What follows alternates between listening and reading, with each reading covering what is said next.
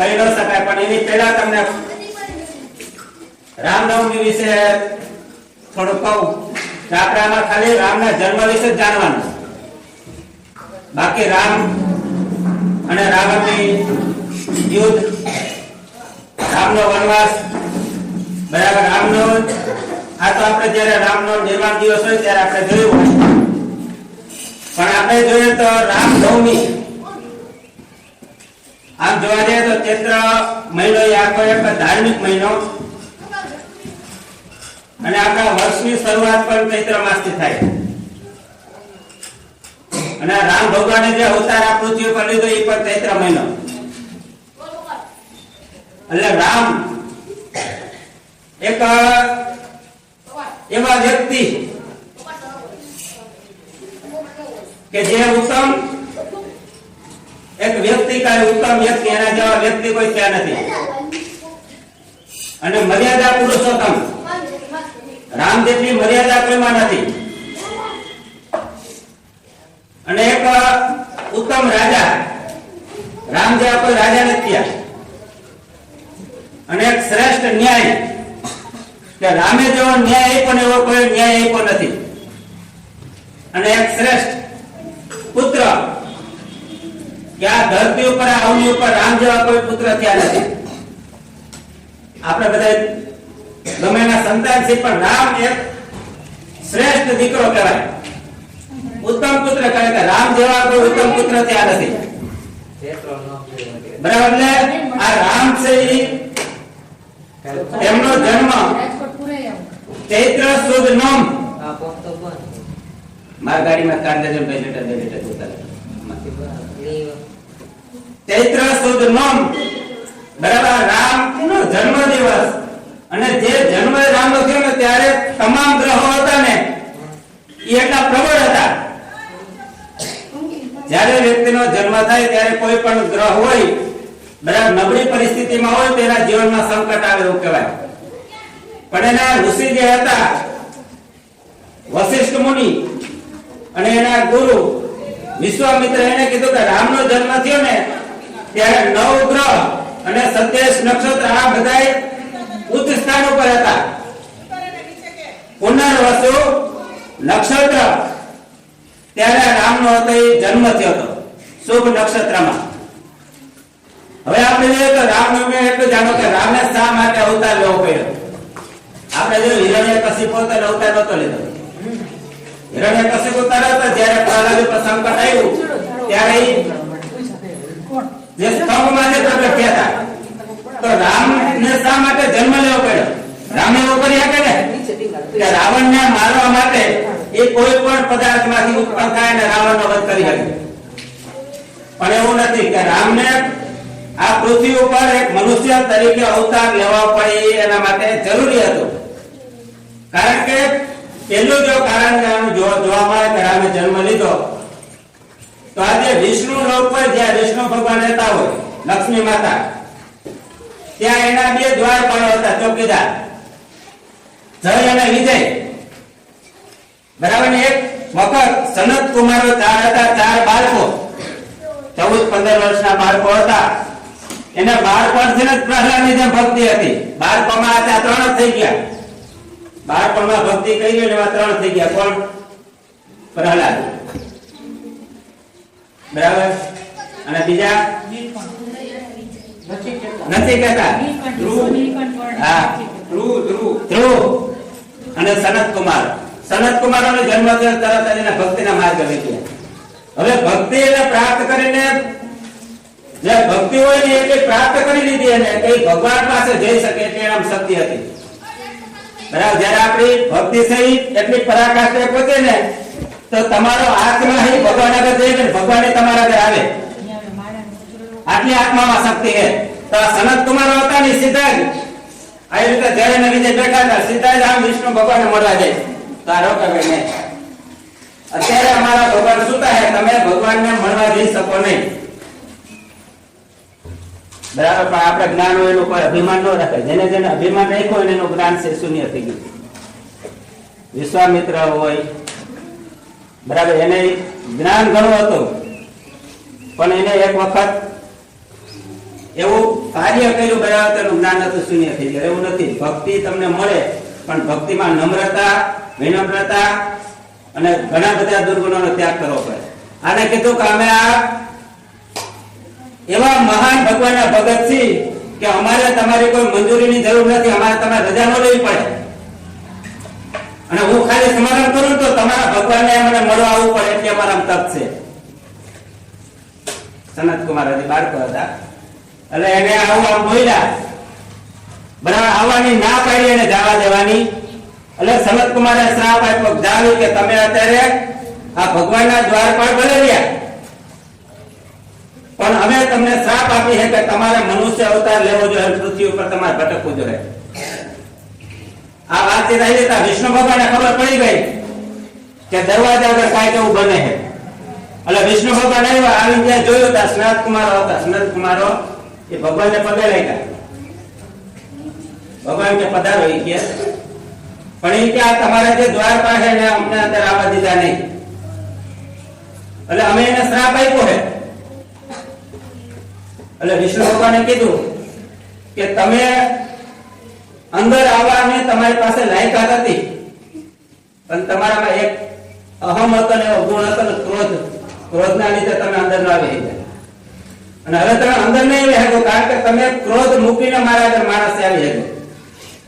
જ્યાં સુધી તમારામાં ક્રોધ હોય, અનીતિ હોય, અહિંસા હોય, રાવણની જેમ 10 માથા 10 અવગુણ હોય ને એમાંથી એક અવગુણ હોય તો તમે મને મળી શકો નહીં. જ્યારે તમારો આત્મા શૂન્ય થઈ જાય ને ત્યારે તમે તમારે આવી શકો. પણ તમે શ્રાપ આપ્યો એટલે તમારામાં એટલું એવી ડિગ્રી છે કે તમે શ્રાપ આપ્યો પણ હવે જય અને વિજય કે અમારામાંથી ઉદ્ધાર કરો, અમે પાછા કે તમારી સેવામાં આવી શકી. રામ વિષ્ણુ ભગવાને કે અમે તમારી સેવામાં આવી અને અમે તમારું રક્ષણ કરી તો અમને કઈ ઉદ્ધાર આપો. વિષ્ણુ ભગવાને કીધું કે તમારે મનુષ્ય અવતાર લેવો જોઈએ પણ મનુષ્ય અવતાર લ્યો તમે જો મારી ભક્તિ કરશો તો 7 વર્ષે અહીંયા આવશો અને મારા સામે જો દુશ્મની કરશો તો તમે 3 જન્મમાં આવશો. એટલે આ જે હતા જય અને વિજયને વિચાર્યું કે આપણે ભગવાનની ભક્તિ નથી કરવી પણ ભગવાનની ભક્તિ કઈ દીધી પણ આપણે ભગવાનની દુશ્મની કરે ભગવાન આપણને મળવા આવે. કોઈ બાળક કોઈ ખૂબ જ વધારે તોફાન કરતો હોય બરાબર મારાથી ન માને, આ બેનથી ન માને, આ બેનથી ન માને, આને ન માને તો દર્શન સાહેબને આવવું પડે બરાબર નકર નો આવે. એટલે આમાં એવું છે વિષ્ણુ ભગવાને ત્યારે આ પૃથ્વી પર આવવું પડે કે જ્યારે પૃથ્વી ઉપર એટલો અત્યાચાર વધી જાય કે કોઈથી ન માને ત્યારે એને આવવું પડે. હવે પાછળ બીજી બાજુ એને અવતાર જે લીધો હિરણ્યકશિપુ અને હિરણ્યાક્ષ પેલો અવતાર, બીજો રાવણ અને કુંભકર્ણ, ત્રીજો શિશુપાલ અને આ કંસનો અવતાર. હવે આમાં પેલું કારણ આ કે ભગવાને અવતાર લેવાની ફરજ પડી. બીજું કે એ સમયે રાવણ હતો એને અતિશય એને ભગવાનની તપસ્યા કરી અને શંકર ભગવાન પાસે એવું વરદાન માંગ્યું કે હું કોઈ પણ દેવથી મરું નહીં, કોઈ પણ દેવથી મરું નહીં અને કોઈ પણ દાનવથી મરું નહીં અને કોઈ પણ ગંધર્વથી મરું નહીં. આ 3 વરદાન એને માંગ્યા અને રાવણે કીધું હું મનુષ્યથી તો મરીશ નહીં કારણ કે મનુષ્યમાં એટલે શક્તિ નથી મને મારી હતી એટલે મનુષ્યથી તો હું મરીશ નહીં પણ દાનવ અને દેવ ગમે ત્યારે આક્રમણ કરીને મને મારી શકે અને એ વરદાનમાં માંગ્યું. એટલે બ્રહ્માજી કીધું તથાસ્તુ. એટલે ભગવાન રામને મનુષ્ય બનીને અવતાર લે તો જ રાવણને મારી શકે એટલે એને મનુષ્યનો અવતાર લીધો. અને ત્રીજું એ તો કે કારણ હતું રામનું આવવાનું કે જ્યારે નારદ મુનિ હતા એને એટલું બધું આમ તપ કર્યું નારદ મુનિએ બરાબર આ તપ હતું એટલું એને કહ્યું ને કે આ તપની ઈર્ષાથી ઇન્દ્રને થઈ. કારણ કે ઇન્દ્રને જ્યારે તમે તપ કરો તો તમે સ્વર્ગના રાજા બની શકો. ઇન્દ્રનું શાસન કાયમી નથી બરાબર.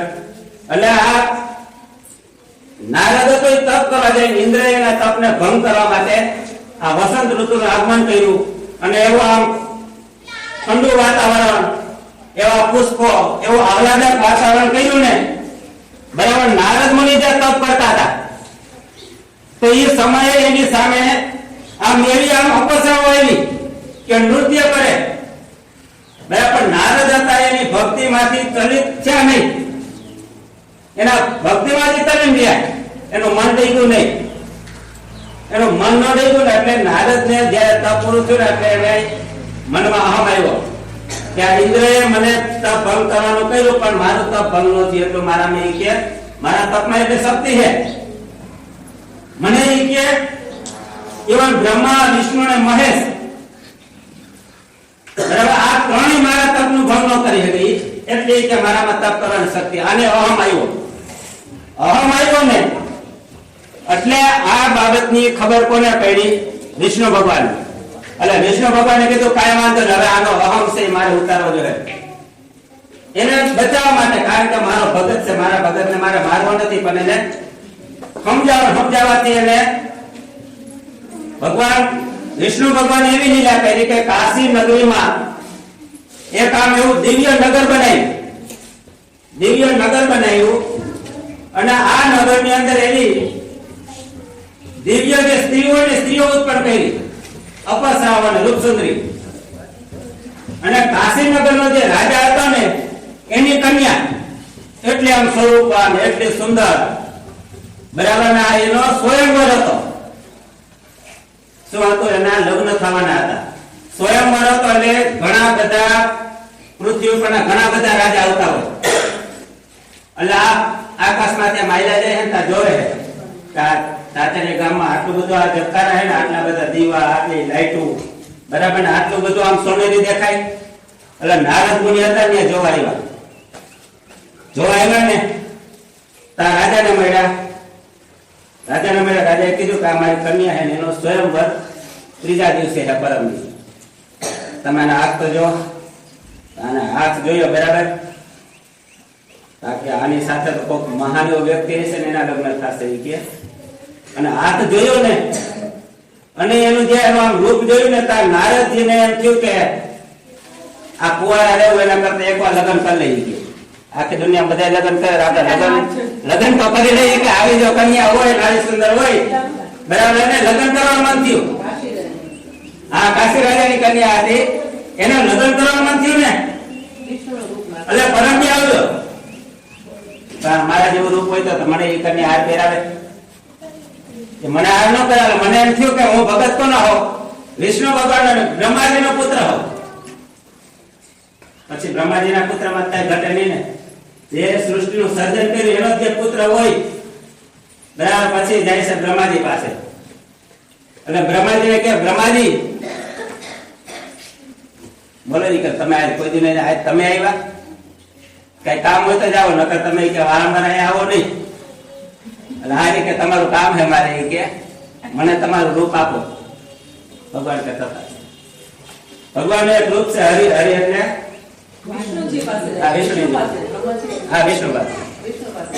વિષ્ણુ પાસે, અને એનું નામ છે હરિ. હરિ એટલે એને ભગવાનનું હરિનું રૂપ હતું ને બંધનનું રૂપ આપ્યું, પણ આને ખબર ને હું આ માને તો બંધનનું રૂપ મારા મારી જાય તો મને અમારે આખું મોટું નાક દેખાય, મારું મન બાકી બધું દેખાય, બરાબર. આને મોઢું હતું બંધનનું મને આવી રીતે જામ સ્વયંવરમાં આમ સભા ભરાવી હતી, આમ બધા રાજા બેઠા હતા,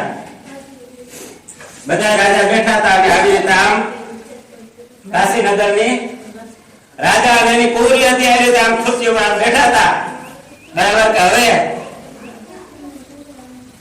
આમ રાજા બધા આમ જો લાઈનમાં બધા બેઠા રાજા, એમાં નારદ ને તો આમ પટલો કરીને આમ ભાઈ મારા જેવો તો આમાં કોઈ સુંદર નથી, અને એમાં ઓલી પૂરી હતી ને એને નારદ થી સામું જોયું અને આમ મોઢું કર્યું, આમ નાક ચડાવ્યું ને આમ હાસે કઈ હાસે આવ્યું ને એટલે આ નારદજી ને શું કે વાહ મારા આમ દાંત તો કઈ જાઓ, આપડો વારો આવી જાય તો આવી જાય કે, કારણ કે આમાં આટલા મારા જેવો રૂપાળો કોઈ છે નહીં, અને આટલા બેઠા દાંત મારા આમ જ કાઢ્યા, એક કઈ રાજા આમ કોઈ આમ દાંત નથી કાઢ્યા, મારા આમ દાંત કાઢ્યા, અને શું થાય આ કન્યા છે એ આજથી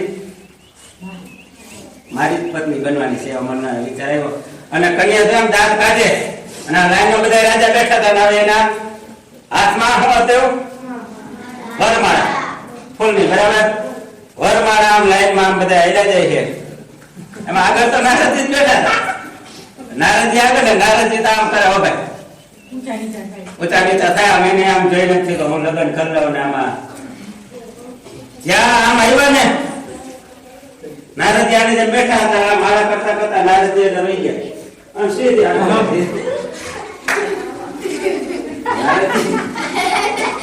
નારદજીને ક્રોધ થયો કે મારા આમ દાંત કાઢ્યા મને મારા પહેરાવી કે અને આ ઓને મારા પહેરાવી કે કાંઈ વાંધો ન જાઓ હમણાં કે વિષ્ણુનો વારો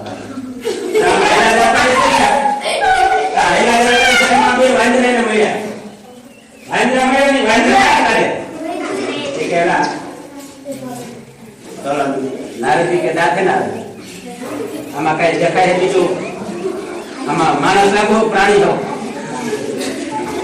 માણસ હો પ્રાણી હોય કે તો કે માફ કરજો જો તમે દેખાવ માણા જેવા પણ તમારે મોટું પ્રાણી નું કહી આ મોટું તમારે કે વાંદરાનું છે.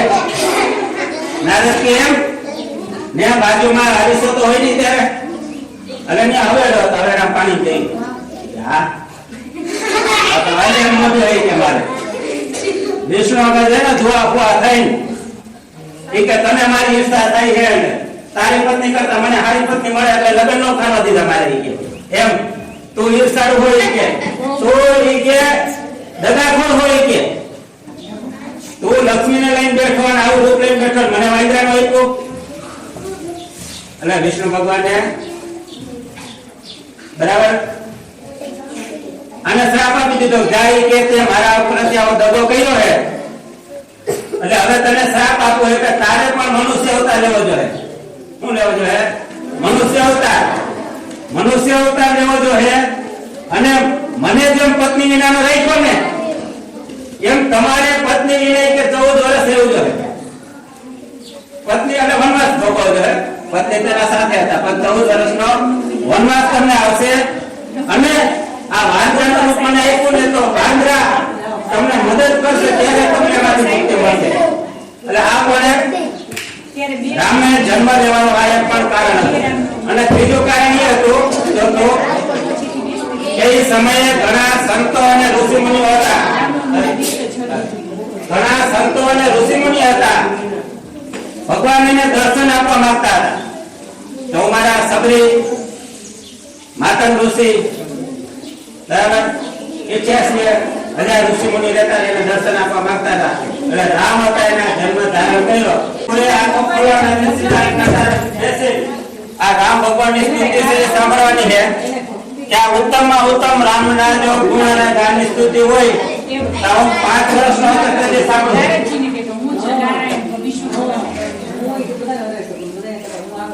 લોકાભિરામમ રણરંગધીરમ રાજીવનેત્રમ રઘુવંશનાથમ કારુણ્યરૂપમ કરુણાકરંતમ શ્રીરામચંદ્રમ શરણં પ્રપદ્યે.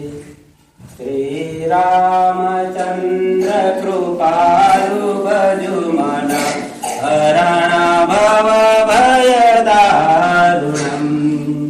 શ્રીરામચંદ્ર કૃપાલુ ભજુ મન હરણ ભવ ભયદારુણમ. નવકંજલોચન કંજ મુખકર કંજ પદ કંજારુણમ. કંદર્પય ગણિત અમિત છવિ નવનીલ નીરજ સુંદરમ. પટપીતમાન ઉતડિત રુચિ શુચિ નૌમિ જનક સુતાવરમ. શ્રીરામચંદ્ર કૃપાલુ ભજુ મન હરણ ભવ ભયદારુણમ. શિરમુકુટ કુંડલ તિલક ચારુ ઉદારુ અંગ વિભૂષણમ. આજન ભુજ સર ચાપધર संग्रामजित खरदूषणम् भज दीन बन्धु दिनेश दानव दैत्यवंश निकन्दनम् रघुनन्दयानन्द कन्द कौशल चन्द दशरथ नन्दनम् श्रीरामचन्द्र कृपालु भजुमन हरण भव भय दारुणम् इति वदति तुलसीदास शङ्कर शेष मुनि मनरञ्जनम् मम हृदय कुञ्ज निवास कुरु कामादिखरदरञ्जनम् नीलाम्बुज श्यामल कोमलांगम् सीता श्यामल कोमलांगम् सीता समारोपित वामभागम् पाणो महासायक चारुचापम् नमामि रामम् रघुवंशनाथम् तमेव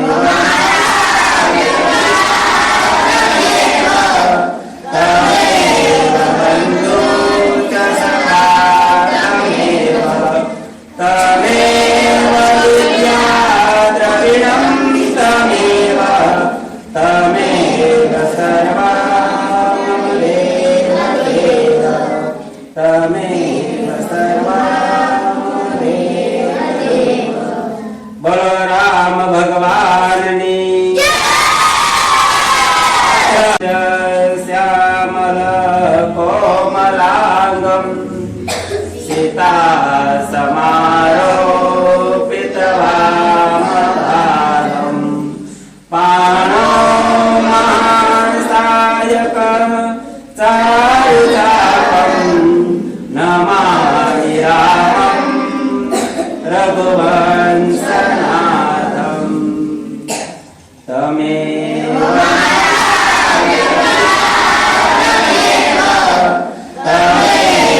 बन्धु च सखा तमेव विद्या द्रविणं तमेव सर्वं देव तमेव सर्वं देव बोलो राम भगवान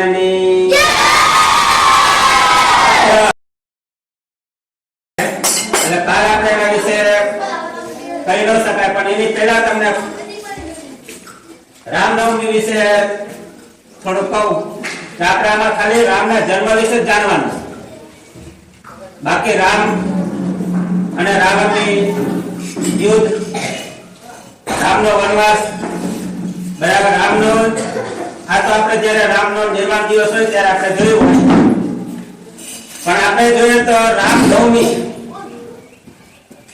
આમ જોવા જઈએ તો ચૈત્ર મહિનો એ આખો એક ધાર્મિક મહિનો અને આપણા વર્ષની શરૂઆત પણ ચૈત્ર માસથી થાય અને રામ ભગવાને જે અવતાર આ પૃથ્વી પર લીધો એ પણ ચૈત્ર મહિનો એટલે રામ એક એવા વ્યક્તિ કે જે ઉત્તમ એક વ્યક્તિ કાય ઉત્તમ વ્યક્તિ એના જેવા વ્યક્તિ કોઈ ત્યાં નથી અને મર્યાદા પુરુષોત્તમ રામ જેટલી મર્યાદા કોઈમાં નથી અને એક ઉત્તમ રાજા રામ જેવા કોઈ રાજા નથી અને એક શ્રેષ્ઠ ન્યાય કે રામે જેવો ન્યાય આપ્યો ને એવો કોઈ ન્યાય આપ્યો નથી અને એક શ્રેષ્ઠ પુત્ર કે આ ધરતી ઉપર આ અવની ઉપર રામ જેવા કોઈ પુત્ર ત્યાં નથી આપણે બધા ગમે એના સંતાન છે પણ રામ એક શ્રેષ્ઠ દીકરો કહેવાય ઉત્તમ પુત્ર કહેવાય કે રામ જેવા કોઈ ઉત્તમ પુત્ર ત્યાં નથી બરાબર એટલે આ રામ છે તેમનો જન્મ ચૈત્ર સુદ નોમ મારા ગાડીમાં કાંદા બે લીટર જોતા ચૈત્ર સુદ નોમ બરાબર રામ નો જન્મ દિવસ અને જે જન્મ રામ નો થયો ને ત્યારે તમામ ગ્રહો હતા ને એ એટલા પ્રબળ હતા. જ્યારે વ્યક્તિનો જન્મ થાય ત્યારે કોઈ પણ ગ્રહ હોય બરાબર નબળી પરિસ્થિતિમાં હોય તેના જીવનમાં સંકટ આવે એવું કહેવાય. પણ એના ઋષિ જે હતા વશિષ્ઠ મુનિ અને એના ગુરુ વિશ્વામિત્ર એને કીધું કે રામનો જન્મ થયો ને ત્યારે નવ ગ્રહ અને 27 નક્ષત્ર આ બધાય ઉચ્ચ સ્થાન ઉપર હતા. પુનર્વસુ નક્ષત્ર ત્યારે રામનો હતો એ જન્મ થયો હતો શુભ નક્ષત્રમાં. હવે આપણે જોઈએ તો રામનવમી એટલું જાણો કે રામે શા માટે અવતાર લેવો પડ્યો. આપણે જો હિરણ્યકશિપુ પોતાનો અવતાર નહોતો લીધો. હિરણ્યકશિપુ તરત જ્યારે પ્રહલાદ ઉપર સંકટ આવ્યું ત્યારે જે સ્તંભમાં પ્રગટ થયા હતા તો રામને શા માટે જન્મ લેવો પડ્યો. રામે એવું કરી શકે ને કે રાવણને મારવા માટે એ કોઈ પણ પદાર્થમાંથી ઉત્પન્ન થાય અને રાવણનો વધ કરી શકે. પણ એવું નથી કે રામને આ પૃથ્વી ઉપર એક મનુષ્ય તરીકે અવતાર લેવા પડે એના માટે જરૂરી હતું. કારણ કે પહેલું જો કારણ જોવા મળે કે રામે જન્મ લીધો તો આજે વિષ્ણુ લોક પર જ્યાં વિષ્ણુ ભગવાન રહેતા હોય લક્ષ્મી માતા ત્યાં એના બે દ્વારપાળો હતા ચોકીદાર જય અને વિજય. બરાબર ને એક વખત સનત કુમારો ચાર બાળકો 14-15 વર્ષના બાળકો હતા. એના બાળપણથી જ પ્રહલાદની જેમ ભક્તિ હતી. બાળપણમાં આ ત્રણ જ થઈ ગયા. બાળપણમાં ભક્તિ કરી ગઈ એવા ત્રણ થઈ ગયા. કોણ? પ્રહલાદ. બરાબર. અને બીજા નથી કહેતા ધ્રુવ અને સનત કુમાર. સનત કુમારનો જન્મ થયો તરત જ એના ભક્તિના માર્ગ લઈ ગયા. હવે ભક્તિ એને પ્રાપ્ત કરીને જે ભક્તિ હોય ને એ પ્રાપ્ત કરી લીધી અને કઈ ભગવાન પાસે જઈ શકે એટલે એમ શક્તિ હતી. બરાબર. જ્યારે આપણી ભક્તિ સહી એટલી પરાકાષ્ઠે પહોંચે ને તો તમારો આત્મા હી ભગવાન આગળ જઈને ભગવાન તમારા આગળ આવે. આટલી આત્મામાં શક્તિ છે. તો સનત કુમાર હતા ને સીધા જ આવી રીતે જયારે ને વિજય બેઠા હતા સીધા જ આમ વિષ્ણુ ભગવાનને મળવા જાય. તારો કવે નહીં અત્યારે અમારા ભગવાન સુતા છે તમે ભગવાનને મળવા જઈ શકો નહીં. બરાબર. પણ આપણે જ્ઞાન હોય એનું કોઈ અભિમાન ન રાખે. જેને જેને અભિમાન રાખ્યો હોય એનું જ્ઞાન છે શૂન્ય થઈ ગયું. વિશ્વામિત્ર હોય બરાબર એને જ્ઞાન ઘણું હતું પણ એને એક વખત એવું કાર્ય કર્યું બરાબર તેનું જ્ઞાન હતું શૂન્ય થઈ ગયું. એવું નથી. ભક્તિ તમને મળે પણ ભક્તિમાં નમ્રતા વિનમ્રતા અને ઘણા બધા દુર્ગુણોનો ત્યાગ કરવો પડે. આને કીધું કે અમે આ એવા મહાન ભગવાનના ભગત છીએ કે અમારે તમારી કોઈ મંજૂરીની જરૂર નથી. અમારે તમારે રજા ન લેવી પડે અને હું ખાલી સ્મરણ કરું તો તમારા ભગવાનને મને મળવા આવવું પડે એટલે અમારા તપ છે. સનત કુમાર હજી બાળકો હતા એટલે એને આવું આમ બોલ્યા. બરાબર. આવવાની ના પાડી એને જવા દેવાની. એટલે સનત કુમારે શ્રાપ આપ્યો જાવી કે તમે અત્યારે આ ભગવાનના દ્વારપાળ બની રહ્યા પણ અમે તમને શ્રાપ આપી છે કે તમારે મનુષ્ય અવતાર લેવો જોઈએ. પૃથ્વી ઉપર તમારે ભટકવું જોઈએ. આ વાતચીત આવી હતા. વિષ્ણુ ભગવાનને ખબર પડી ગઈ કે દરવાજા આગળ કાંઈક એવું બને છે. એટલે વિષ્ણુ ભગવાન આવ્યા આવી ત્યાં જોયું હતા સનત કુમારો હતા. સનત કુમારો એ ભગવાનને પગે લાગ્યા. ભગવાન કે પધારો એ કે પણ એ કે આ તમારા જે દ્વારપાળ છે ને અમને અંદર આવવા દીધા નહીં એટલે અમે એને શ્રાપ આપ્યો છે. એટલે વિષ્ણુ ભગવાને કીધું કે તમે અંદર આવવાની તમારી પાસે લાયકાત હતી પણ તમારામાં એક અહમ હતો ને એવો ગુણ હતો ને ક્રોધના લીધે તમે અંદર ન આવી ગયા. અને હવે તમે અંદર નહીં આવી શકો કારણ કે તમે ક્રોધ મૂકીને મારા આગળ માણસ આવી શકો. જ્યાં સુધી તમારામાં ક્રોધ હોય અનીતિ હોય અહિંસા હોય રાવણની જેમ 10 માથા એવા 10 અવગુણ હોય ને એમાંથી એક અવગુણ હોય તો તમે મને મળી શકો નહીં. જ્યારે તમારો આત્મા શૂન્ય થઈ જાય ને ત્યારે તમે તમારે જાવી શકો. પણ તમે શ્રાપ આપ્યો એટલે તમારામાં એટલું એવી ડિગ્રી છે કે તમે શ્રાપ આપ્યો. પણ હવે જય અને વિજય કે અમારા આમાંથી ઉદ્ધાર કરો, અમે પાછા કે તમારી સેવામાં આવી શકી. રામ વિષ્ણુ ભગવાને કે અમે તમારી સેવામાં આવી અને અમે તમારું રક્ષણ કરી તો અમને કઈ ઉદ્ધાર આપો. વિષ્ણુ ભગવાને કીધું કે તમારે મનુષ્ય અવતાર લેવો જોઈએ, પણ મનુષ્ય અવતાર લ્યો તમે જો મારી ભક્તિ કરશો તો 7 વર્ષે અહીંયા આવશો, અને મારા સામે જો દુશ્મની કરશો તો તમે 3 જન્મમાં આવશો. એટલે આ જે હતા જય અને વિજયને વિચાર્યું કે આપણે ભગવાનની ભક્તિ નથી કરવી, પણ ભગવાનની ભક્તિ કઈ દીધી, પણ આપણે ભગવાનની દુશ્મની કરે ભગવાન આપણને મળવા આવે. કોઈ મારા કોઈ ખૂબ જ વધારે તોફાન કરતો હોય, બરાબર, મારાથી નો માને, બેનથી નો માને, આ બેનથી નો માને, આને નો માને, તો દર્શન સાહેબને આવવું પડે, બરાબર, નકર નો આવે. એટલે આમાં એવું છે વિષ્ણુ ભગવાને ત્યારે આ પૃથ્વી પર આવવું પડે કે જ્યારે પૃથ્વી ઉપર એટલો અત્યાચાર વધી જાય કે કોઈથી ન માને ત્યારે એને આવવું પડે. હવે પાછળ બીજી બાજુ એને અવતાર જે લીધો હિરણ્યકશિપુ અને હિરણ્યાક્ષ, પેલો અવતાર. બીજો રાવણ અને કુંભકર્ણ. ત્રીજો શિશુપાલ અને આ કંસનો અવતાર. હવે આમાં પેલું કારણ આ કે ભગવાને અવતાર લેવાની ફરજ પડી. બીજું કે એ સમયે રાવણ હતો એને અતિશય અને ભગવાનની તપસ્યા કરી અને શંકર ભગવાન પાસે એવું વરદાન માંગ્યું કે હું કોઈ પણ દેવથી મરું નહીં, કોઈ પણ દેવથી મરું નહીં અને કોઈ પણ દાનવથી મરું નહીં અને કોઈ પણ ગંધર્વથી મરું નહીં. આ 3 વરદાન એને માંગ્યા. અને રાવણે કીધું હું મનુષ્યથી તો મરીશ નહીં, કારણ કે મનુષ્યમાં એટલે શક્તિ નથી મને મારી હતી, એટલે મનુષ્યથી તો હું મરીશ નહીં, પણ દાનવ અને દેવ ગમે ત્યારે આક્રમણ કરીને મને મારી શકે. અને એ વરદાનમાં માંગ્યું. એટલે બ્રહ્માજી કીધું તથાસ્તુ. એટલે ભગવાન રામને મનુષ્ય બનીને અવતાર લે તો જ રાવણને મારી શકે, એટલે એને મનુષ્યનો અવતાર લીધો. અને ત્રીજું એ તો કે કારણ હતું રામનું આવવાનું કે જ્યારે નારદ મુનિ હતા એને એટલો બધો તપ કર્યું. નારદ મુનિએ બેવતા તપ હતું એટલું એને કહ્યું ને કે આ તપની ઈર્ષાથી ઇન્દ્રને થઈ. કારણ કે ઇન્દ્રને જ્યારે તમે તપ કરો તો તમે સ્વર્ગના રાજા બની શકો. ઇન્દ્રનું શાસન કાયમી નથી, બરાબર.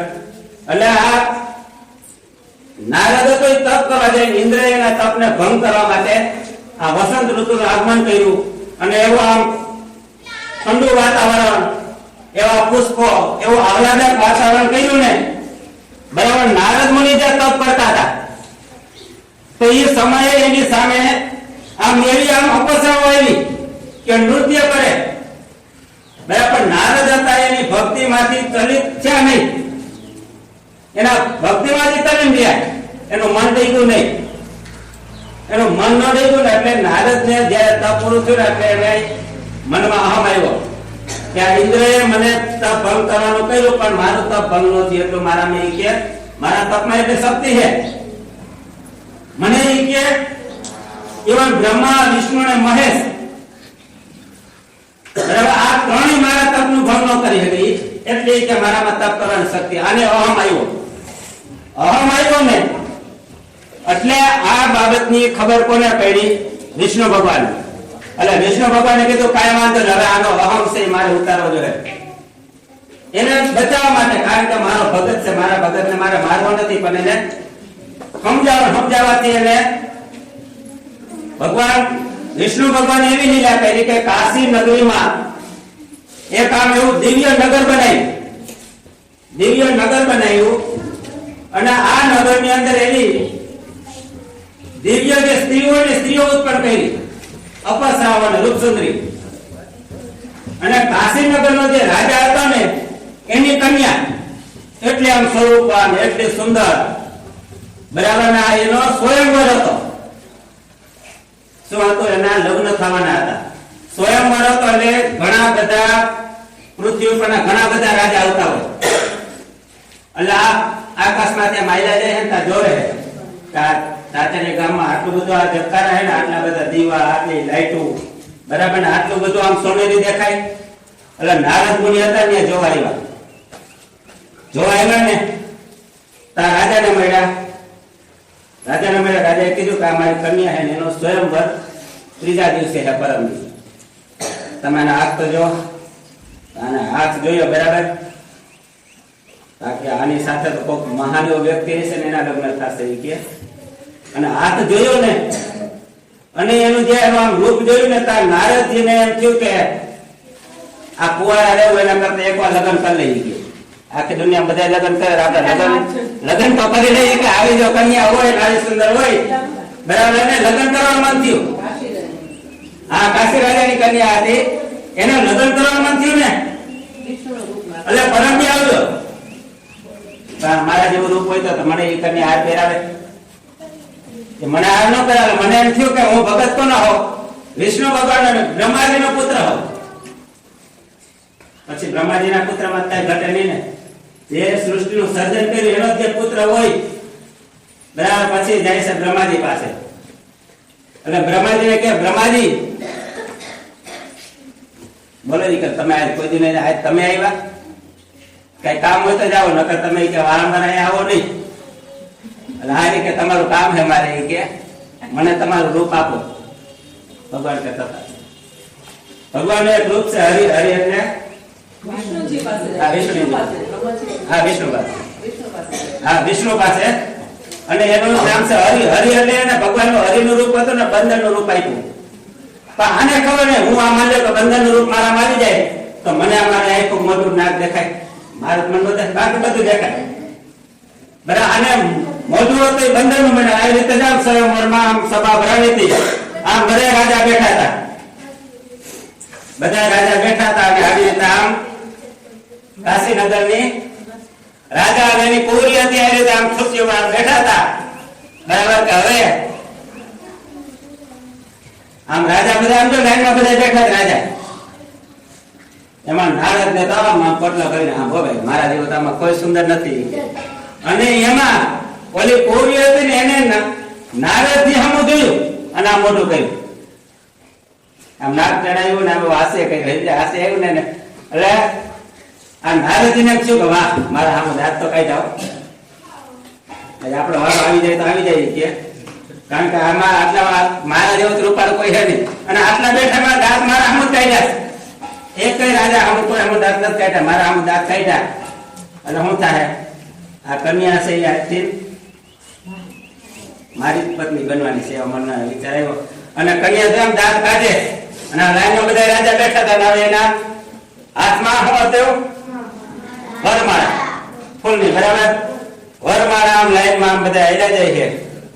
એમાં આગળ તો નારદજી બેઠા હતા. નારદજી આગળ ને નારદજી તો આમ કરે હો ભાઈ ઊંચા નીચા થયા. આમ એને આમ જોઈ નથી તો હું લગ્ન કરી લઉં ને આમાં જ્યાં આમ આવ્યા ને નારદજી આની જેમ બેઠા હતા. મારા કરતા કરતા નારદજી એટલે રહી ગયા. આમ સીધી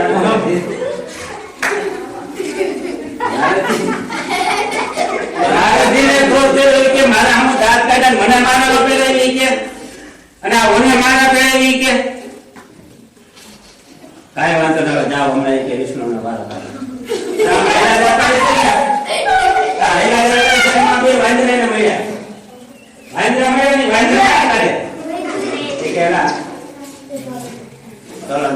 નારદજી કે દાખે ના આમાં કઈ દેખાય બીજું, આમાં માણસ ના બહુ પ્રાણી હો, માણસ હો પ્રાણી હોય કે. તો કે માફ કરજો, જો તમે આ દેખાવ માણસ જેવા પણ તમારે મોટું પ્રાણી નું કહી કે આ મોટું તમારે કે વાંદરાનું કે. નારદ કે એમ ને બાજુમાં હરીસો તો હોય નહીં ત્યારે, અને ને હવે પાણી થઈ. હા, મોટું હોય કે મારે વિષ્ણુ આગળ જાય ને ધોવા ફોવા થઈને એ કે તને મારી ઈચ્છા થાય છે ને તારી પત્ની કરતા મને હારી પત્ની મળે એટલે લગ્ન નો થવા દીધા મારે કે. એમ તું ઈર્ષાળુ હોય કે, ચોર કે દગાખોર હોય કે, તું લક્ષ્મીને લઈને બેઠો અને આવું રૂપ લઈને બેઠો, મને વાંદરાનો આપ્યો. એટલે વિષ્ણુ ભગવાને બરાબર અને શ્રાપ આપી દીધો જાય કે તે મારા ઉપરથી આવો દગો કર્યો છે એટલે હવે તને શ્રાપ આપવો છે કે તારે પણ મનુષ્ય અવતાર લેવો જોઈએ. શું લેવો જોઈએ? મનુષ્ય અવતાર લેવો જોઈએ. અને મને જેમ પત્ની વિનાનો રાખ્યો ને એમ તમારે પત્ની વિના કે 14 વર્ષ રહેવું જોઈએ. પત્ની એટલે વનવાસ ભોગવવો જોઈએ. પત્ની તેના સાથે હતા પણ 14 વર્ષનો વનવાસ તમને આવશે. અને આ વાંદરાનું રૂપ મને આપ્યું ને તો વાંદરા તમને મદદ કરશે ત્યારે તમને એમાંથી મુક્તિ મળશે. એટલે આ પણ રામાયણ જન્મ લેવાનું આ એક પણ કારણ હતું. અને ત્રીજું કારણ એ હતું તો એ સમયે ઘણા સંતો અને ઋષિમુનિઓ હતા. ભગવાનને દર્શન આપવા માંગતા હતા. તો મારા સબરી માતંગ ઋષિ બરાબર 88,000 ઋષિ મુનિ રહેતા એને દર્શન આપવા માંગતા હતા. એટલે રામ હતા એના જન્મ ધારણ કર્યો. આ રામ ભગવાનની સ્તુતિ છે સાંભળવાની છે કે આ ઉત્તમમાં ઉત્તમ રામના જો ગુણના ગાનની સ્તુતિ હોય તો હું 5 વર્ષનો હતો ત્યારે સાંભળ્યું.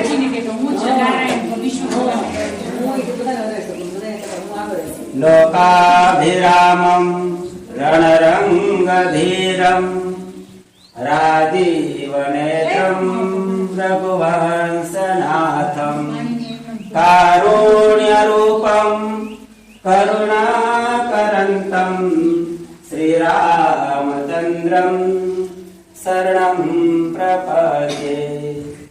શ્રીરામચંદ્ર કૃપાલુ ભજુ મન હરણ ભવ ભયદારુણમ. શ્રીરામચંદ્ર કૃપાલુ ભજુ મન હરણ ભવ ભયદારુણમ. નવકંજલોચન કંજ મુખકર કંજ પદ કંજારુણમ. કંદર્પય ગણિત અમિત છવિ નવનીલ નીરજ સુંદરમ. પટપીતમાન ઉતડિત રુચિ શુચિ નૌમિ જનક સુતાવરમ. શ્રીરામચંદ્ર કૃપાલુ ભજુ મન હરણ ભવ ભયદારુણમ. શિરમુકુટ કુંડલ તિલક ચારુ ઉદારુ અંગ વિભૂષણમ. આજન ભુજ સર ચાપધર સંગ્રામ જીત ખર દૂષણમ. ભજ દીન બંધુ દિનેશ દાનવ દૈત્ય વંશ નિકંદનમ. રઘુનંદયાનંદ કંદ કૌશલ ચંદ દશરથ નંદનમ. શ્રીરામચંદ્ર કૃપાલુ ભજુ મન હરણ ભવ ભયદારુણમ. ઇતિ વદતિ તુલસીદાસ શંકર શેષ મુનિ મનરંજનમ. મમ હૃદય કુંજ નિવાસ કુરુ કામાદિખલદલદંજનમ. નીલાંબુજ શ્યામલ કોમલાંગમ. શ્યામલ કોમલાંગમ. સીતા સમારોપિત વામભાગમ. પાણો મહાસાયક ચારુચાપમ. નમામિ રામમ રઘુવંશનાથમ. તમે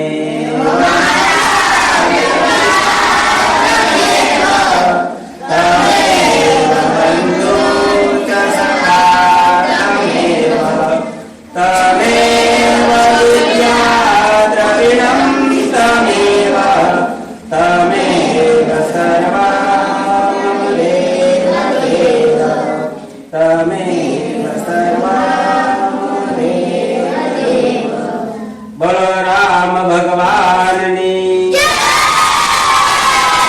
શ્યામલ કોમલાંગમ સીતા સમારોપિત વામભાગમ પાણો સાયક ચારુચાપમ નમામિ રામં રઘુવંશનાથમ તમેવ